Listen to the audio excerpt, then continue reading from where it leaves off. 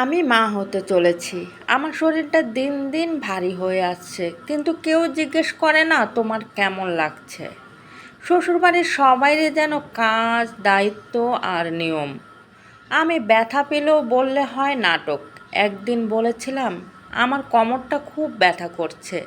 এটা শুনে শাশুড়ি মা বললেন, আমরা কি গর্ভে সন্তান নেইনি? তোর এত আদুরে হওয়ার মানেটা কি? আমি চুপ থাকলাম। আমার চোখের পানি ওরা দেখলো না। কি আর করার।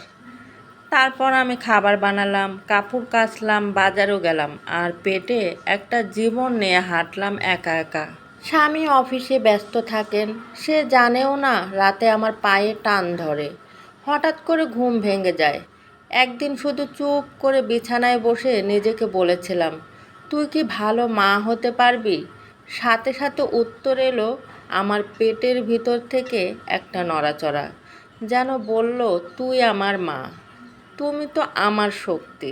তখনই বুঝলাম, যারা বুঝতে পারেনি তারা নেই, কিন্তু আমার ভিতর যে ছোট্ট জীবনটা বেড়ে উঠেছে, সে আমাকে অনুভব করছে প্রতিটা মুহূর্তে।